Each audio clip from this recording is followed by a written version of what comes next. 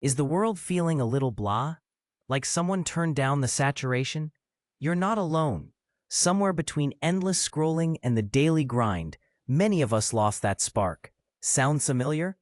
Every new year, we tell ourselves, this is my year. But let's be honest, how many times has that actually happened? 2023? Nope. 2024? Probably not. And 2025 won't magically be different unless you make it different. Forget motivation. That's just a fleeting sugar rush. What you need is a toolkit, a shift in perspective, and maybe a swift kick in the pants. Ready to make 2025 actually yours? Maybe you started a fitness plan for 2 weeks. Maybe you set goals vague enough to be completely ignored. I want to be better. Better at what? Breathing? Look, half-hearted effort equals half-hearted results. Stop waiting for the stars to align. You need to align yourself with your goals. And that starts with your time. I don't have time. How many times have you said that? Yet yesterday, you had 3 hours for TikTok. You had time to rewatch that same show for the 5th time. You had time to stare at the ceiling, thinking about not having time. See the problem? You have the time. You're just leaking it. Let's break it down. 24 hours in a day. Subtract 8 for sleep if you're lucky, 8 for work or college, and 2 for eating and basic survival. That leaves 6 hours. What are you really doing with those 6 hours? Can't answer that without stammering? There's your answer. We live in an era of unprecedented access to information. Want to start a business?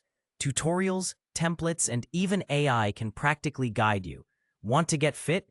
Apps, YouTube channels, and communities offer accountability. Want to learn a new skill? Platforms like Coursera, Skillshare, even TikTok, if you follow the right creators, have you covered. So why are you mindlessly scrolling when you could be leveling up? Technology isn't the enemy. You are. Your phone is a tool, but if you treat it like a toy, it'll treat you like a joke.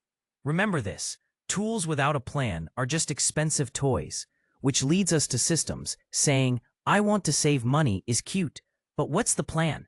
Are you tracking expenses, automating savings, or just hoping your bank account will magically fatten up? The same applies to fitness, learning, relationships, everything. Goals are useless without systems. Systems are the unglamorous routines that deliver results. Meal prepping, study schedules, workout plans. They're what separate the dreamers from the achievers. Embrace the grind. Most of what leads to success isn't sexy. It's waking up early to work out when you'd rather sleep.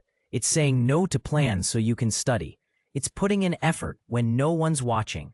The grind isn't supposed to feel good. It's supposed to feel necessary. The sooner you stop expecting every step to be fun, the sooner you'll see results. But the grind doesn't have to be old-fashioned. We're living in the most resource-rich era in history.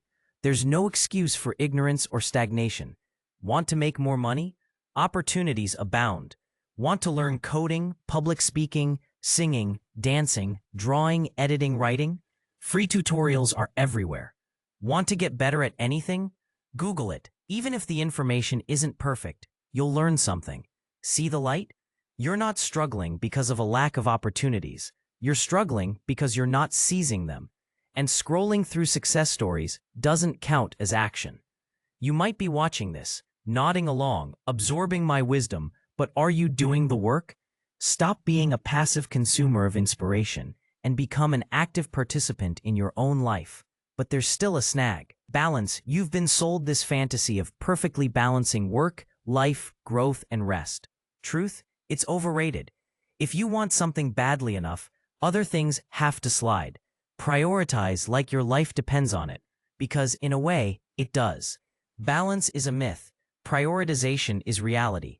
You won't achieve your goals by squeezing them into the cracks of your schedule. They need to be front and center, not an afterthought. Which begs the question, are you really trying? It's easy to say you are, but are you truly giving it your all, or just dabbling? There's a difference between effort and consistent effort. One gets you short-term results maybe, the other transforms your life. Be honest with yourself. If you're not where you want to be, is it the world's fault, or are you holding yourself back? Are you the lamest, or are you the lamest because of you? You can't half commit and expect full results.